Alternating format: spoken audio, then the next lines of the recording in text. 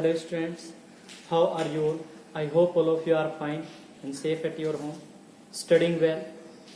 I am Shekhar Prajapati. Today I am here with new video that is based on rise of nationalism in Europe, which is of SST history of 10th class. The topic is of 10th class. In last video we discussed about what the factors that gave rise to nationalism in Europe.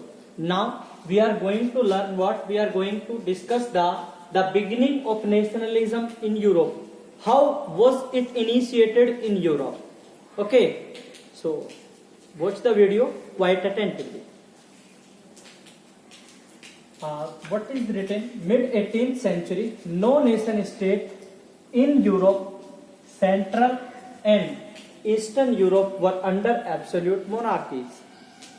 Means mid 18th century तक Europe में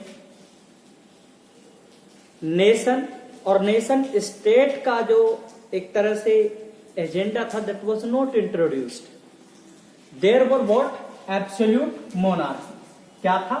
absolute monarchy. Means Germany, Italy, Switzerland, these were not one nation, these were some kingdoms. Those were at that time ruled by some monarchs. Those were ruled by some monarchs. ये अलग अलग monarchy एक अलग अलग क्या होते थे उस समय, अपना अपना एक उनका मोनार्की, उनका एक स्टेट होता था. नेशन स्टेट नहीं था उस समय. अब क्या हुआ? धीरे धीरे फ्रेंच रेवोल्यूशन आया, कई सारे फैक्टर्स आए जिन्होंने अफेक्ट किया यूरोप को. That we must initiate our revolution or our motto, that is the nationalism. Now next, what is the, अब ये नेशनलिज्म किस तरह से आया, इनिशिएट कैसे हुआ? First, rise of the new middle class. We know very well in Britain the industrial revolution took place. Industrial revolution आया तो उस समय यूरोप की स्थिति क्या थी? बिफोर द इंडस्ट्रियल रेवोल्यूशन क्या था? Aristocratic class in Europe. Aristocratic जो क्लास थी यूरोप में वो बहुत ज्यादा प्रिविलेज्ड थी, प्रोमिनेंस थी. अब उसका क्या था?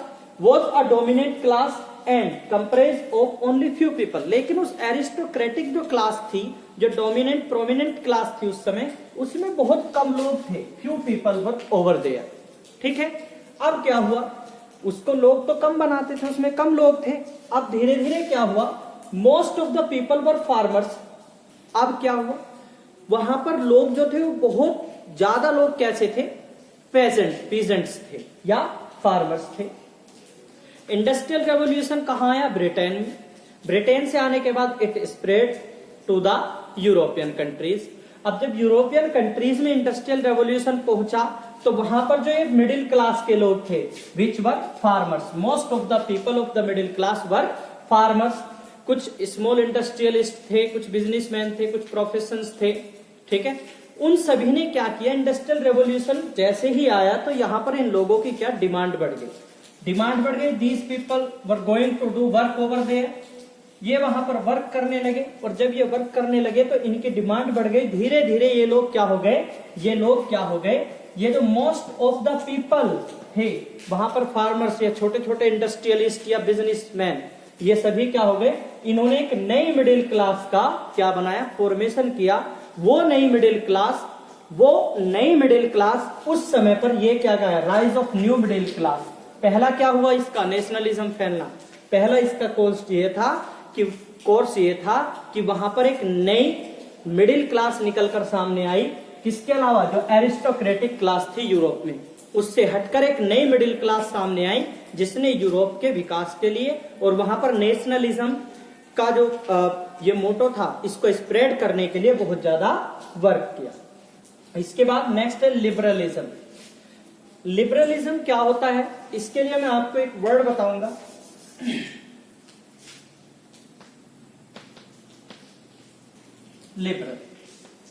Liberal means, in other words, kind. Kind means give some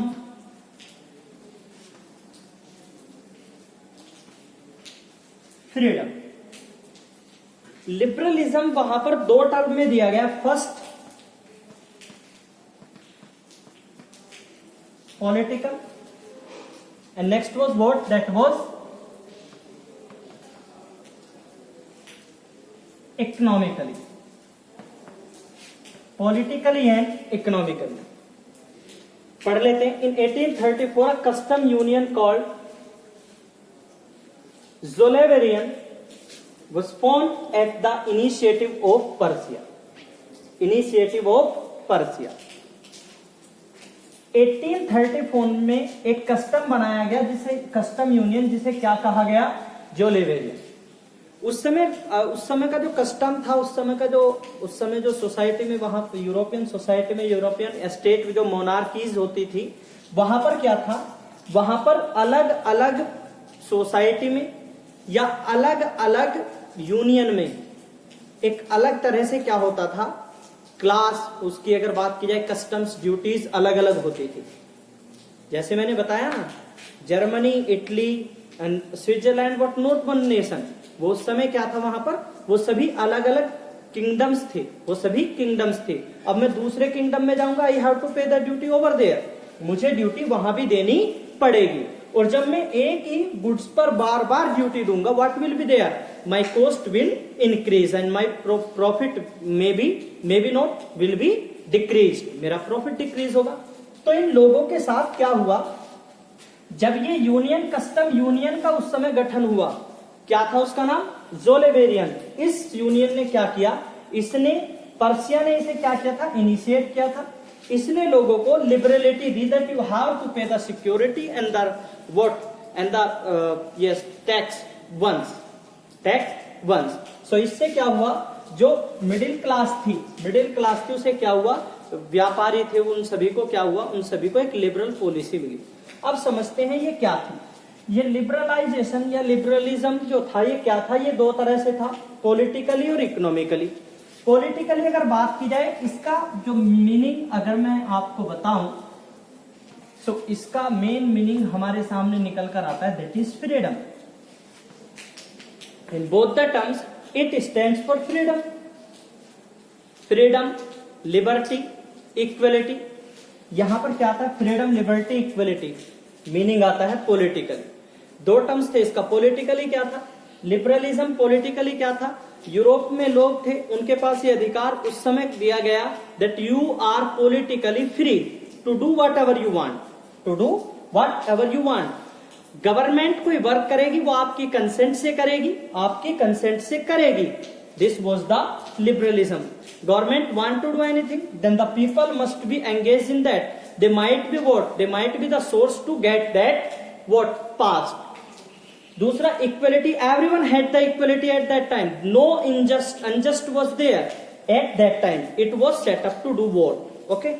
Now next, that is economically. Economically, freedom what?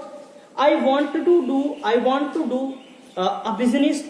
I want to start a business. But what? The place where I want to start my business, the what? The person that is what? That is ruling over there. वो व्यक्ति जो वहां पर rule कर रहा है, या उसके कौन? representatives are not allowing me to what? To initiate my business over there. What is the reason behind it? This is the reason that is not economically what? Liberal. That is not economically liberal. तो second course इसका क्या था? कि liberalism आया politically and economically. Economically जब liberalism आया तो क्या लिबरल पॉलिसीज हो गई. वहां पर जब पॉलिसीज लिबरल हो गई तो everyone had the freedom to do what business a person want to practice. What work I want to do, that was at that time started. Okay, so it was the meaning of liberal in economically aspect and it is in politically aspect. Next पढ़ते हैं. Abolition of tariff barriers, currency reduced to 2 from 30. Over 30 currencies, over 30 type of currencies was what? Was at that time in use in Europe. What was the reason behind it? कि Europe में इतनी currencies उस समय use होती थी.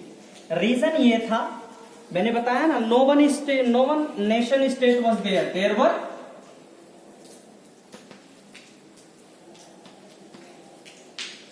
Various kingdoms, various kingdoms. अब जब वहां पर वेरियस किंगडम्स थे, जब वहां पर वेरियस किंगडम्स थे, तो उन वेरियस किंगडम्स के जो मोनार्क होंगे वो भी वेरियस होंगे, और अगर वो मोनार्क्स वेरियस होंगे तो वहां पर क्या उनकी कंट्रीज या उनके एस्टेट्स भी अलग होंगे, और जब उनके स्टेट्स भी अलग होंगे तो उनकी करेंसी भी क्या होगी, करेंसी भी वेरियस होगी। Problem was there in Europe at that time. Problem ये था कि what currency is used in which dominant society. एक पर्टिकुलर सोसाइटी में जो डोमिनेशन में है व्यक्ति, उसके द्वारा कौन सी करेंसी यूज की जा रही है, प्रॉब्लम ये थी। तो उस समय जो यूनियन, कस्टम यूनियन ज़ोलेवेरियन का उस समय गठन हुआ, उस कस्टम यूनियन ने ये फैसला लिया कि जो एबोलिशन टैरिफ बैरियर्स, जो टैरिफ बैरियर्स होते हैं मीन्स जो अगर कोई भी व्यक्ति अपना कुछ भी व्यापार करना चाहता है, कुछ भी वर्क करना चाहता है, ही और she may have to take a permission from a particular kingdom, ठीक है, और उस किंगडम से इसकी क्या लेने के लिए, परमिशन लेने के लिए he had to pay the tariff barriers, tariff. Now next was currency was reduced. अब करेंसी में क्या हुआ, यूनिफिकेशन हुआ, यूनिफाइड हुई करेंसी, मींस केवल दो करेंसी उस समय यूज में थी। Here is a question for you, here is a question for you, after the liberalism name the both currency that was used in Europe.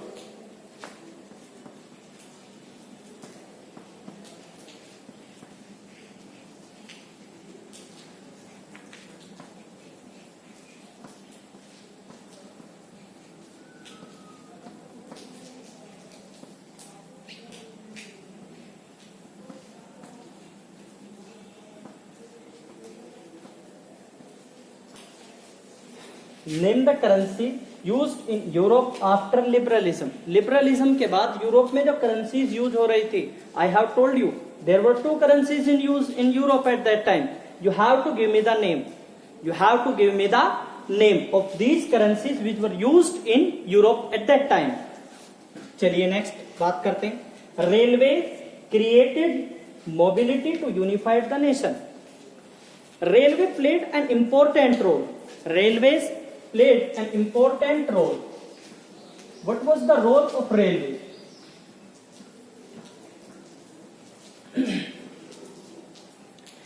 Sometime what happened, if it is a matter of what, it is a matter of not so heavy goods, goods is not heavy, even I want to go anywhere to do my business that might be related to any goods and might be related to any service. If it is related to any service, I have to offer my services only, and I have to go anywhere at a place. If I want to travel barefoot and whatever the means at that time, I might be travel. मैं जा सकता था दूसरी जगह पर, लेकिन problem क्या आई, अगर मुझे किसी गुड्स का या किसी सर्विस या किसी तरह की कोई और फैसिलिटी प्रोवाइड करानी थी, या मुझे कुछ सामान बेचना था उस समय, to sell any products. Problem क्या आई, प्रॉब्लम आई mobility. What was the problem, that was the mobility. Problem mobility की आई। मोबिलिटी ने क्या किया, मोबिलिटी के लिए रेलवेज इंट्रोड्यूस किया गया। रेलवेज जब इंट्रोड्यूस हुआ तो इसने क्या किया, रेलवेज ने वहां पर मोबिलिटी को बढ़ा दिया और क्या किया, यूनिफाइड द स्टेट, मींस जो पूरा स्टेट था, नेशन था, उसे क्या कर दिया, यूनिफाइड कर दिया, एक जगह मिलाकर रख दिया। मिलाकर रखने से मतलब in the sense it was connected now, it was connected to various places. अब लोग एक जगह से दूसरी जगह मूवमेंट कर सकते थे, क्या कर सकते थे, movement, movement of people as well as of the goods, of the goods. Movement उस समय पर वहां पर लोगों की आवाजाही होने लगी और गुड्स का भी वहां पर क्या होने लगा, मूवमेंट होने लगा। The people were at that time, but after introducing the railways, people were what, beneficiated at that time. They were beneficiated with many things. They got various services which might not be in their region, they got various goods which might not be over there in their region. So it was what? At that time, it was liberal policies of unions that created that gave a rise to nationalism. Third point is rise of new conservatism and its opposition by the people. अब ये conservatism क्या था? Conservatives क्या थे? Traditional institutions of society and state, that is church, monarchy and property should preserve. जितने भी traditional institutions थे Europe में उस समय, जैसे मैंने बताया monarchy was what activated eight that time. अब जितने भी मोनार्क्स थे, ट्रेडिशनल इंस्टीट्यूशंस थे, सोसाइटी के थे, चाहे वो स्टेट के थे, उन सभी के लिए क्या कहा गया इस कंजर्वेटिज्म में ये कहा गया कि भाई जितनी भी प्रॉपर्टी है, पहला तो ये जो जितने भी इंस्टीट्यूशंस हैं ये एज इट इज रहने चाहिए, चाहे वो चर्च है, चर्च का फिर कोई भी पादरी है, मींस जो religious higher authority of the society था वही रहेगा। मोनार्की भी एक्टिवेटेड रहेगी, मोनार्की को भी कोई फर्क नहीं पड़ेगा। और क्या जो प्रॉपर्टी उन लोगों की है और उनकी फैमिली है, उसको भी उन्हें वापस नहीं देना होगा, whether it was just the result of exploitation of the Europeans. Next, did not propose to return, was in favour of traditional institutions. दूसरा, ये कंजर्वेटिव्स क्या थे? इन्होंने कहा whatever we have get from here, whatever we have got, हमने उसे वापस नहीं करना है जो प्री रिवोल्यूशनरी डेज में हमने यहां से अर्न किया है। दूसरा, ये लोग फेवर में थे, किसके फेवर में थे? ट्रेडिशनल इंस्टीट्यूशंस के। जितने भी ट्रेडिशनल इंस्टीट्यूशंस थे ये सभी उनके फेवर में थे। Next, the Congress of Vienna, it is important, it is held in 1815. Britain, Russia, Persia and Austria participated. Congress of Vienna was held कब? in 1815. ब्रिटेन, रशिया, प्रसिया और ऑस्ट्रिया ने इसमें पार्टिसिपेट किया था। और जो Austrian Congress was hosted, Congress को किसके द्वारा होस्ट किया गया था? ऑस्ट्रियन चांसलर ड्यूक मैटरनिच के द्वारा इसे क्या किया गया था? हेल्प किया गया था। Monarchy was restored and strengthened in Persia, Belgium and Austria. Monarchy को क्या रिस्टोर्ड किया गया और इसको स्ट्रेटेन मिल गई कहां पर? पर्सिया में, बेल्जियम में और ऑस्ट्रिया में। इसे क्या मिल गई? स्ट्रेटेन मिल गई। अब क्या हुआ? Autocratic governments were set up. Autocratic means निरंकुश government, that was the result कि रिस्टोर किया गया किसे? मोनार्की को। और अब जब मोनार्की को क्या रिस्टोर किया गया तो इसने अपने पांव जमा लिए पर्सिया, बेल्जियम और ऑस्ट्रिया में। इसका रिजल्ट क्या है? इसका रिजल्ट यह आया कि ऑटोक्रेटिक गवर्नमेंट सेटअप हो गई इन सभी किंगडम्स में। लोग परेशान हो गए। अब आगे देखते हैं। A series of state were set up at boundaries of France. इन लोगों ने क्या कहा? इन लोगों ने जो फ्रेंच ये थी कांग्रेस ऑफ वियना, इसने ये डिसाइड किया, कांग्रेस ऑफ वियना 1815 ने, कि फ्रेंच के जो बॉर्डर हैं उस पर क्या वेरियस स्टेट्स का सेटअप किया जाए उसकी बाउंड्रीज पर, जिससे फ्रेंच एक्सपेंशन जो फ्रेंच एक्सपेंशन है वो क्या हो जाए? फ्यूचर में अगर फ्रेंच एक्सपेंशन करना चाहे तो वो वहां पर अपना एक्सपेंशन नहीं कर पाए। ठीक है। अब क्या हुआ? यहां पर कहा गया है कि ट्रेडिशनल इंस्टीट्यूशंस को क्या करना चाहिए? रिस्टोर करना चाहिए, या ये एक्टिवेट रहें, अभी भी कंटिन्यू रहें। 1850 में जब कांग्रेस ऑफ वियना का गठन हुआ, इसकी मीटिंग हुई, यहां पर इसे होस्ट किया गया ऑस्ट्रियन चांसलर के बाद। इसके द्वारा क्या किया गया? इसके बाद डिसीजन ये लिया गया कि अगर ऐसा ही रहेगा so what will be there will be the same situation as it is now conservatives ने कहा हमारे traditional institutions as it is रहेंगे। अब क्या हुआ, लोगों को प्रॉब्लम आई अगर ये institutions traditional institutions as it is रहे, जैसे कि यहां भी कहा गया है कि autocratic government was set up in Russia, Belgium and Austria. तो क्या हुआ, अगर ये कंटिन्यू रहे तो इन्हें स्ट्रेटन मिली कहां पर, मजबूती मिली कहां पर, इन जगहों पर, पर्सिया, ऑस्ट्रिया और बेल्जियम में। ठीक है, इसका रिजल्ट क्या आया कि ये जो ऑटोक्रेटिक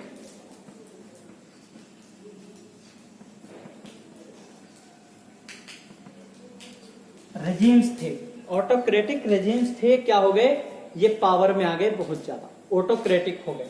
ये ऑटोक्रेटिक हो गए रेजिम्स, कौन से, जो कंजर्वेटिव्स थे। इन लोगों ने क्या किया, इन लोगों को जब ये पावर में आ गए, इन्होंने क्या किया, इन्होंने अपना एक रूल बनाया कि हमारी कंजर्वेटिव्स का किसी भी तरह से अगर कोई भी आलोचना by any mean, whether it is what, whether it is printed in newspaper, by any poem, by any act, play, whatever, it is prohibited totally. It is prohibited totally. You will not abolish, you will not what, you will not do any work for abolition of the monarchy.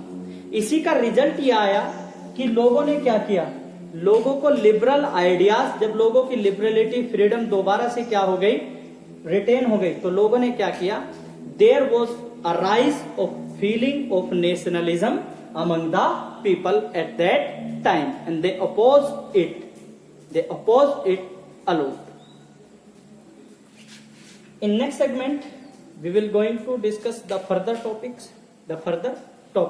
Till then, stay safe, stay healthy. Thank you.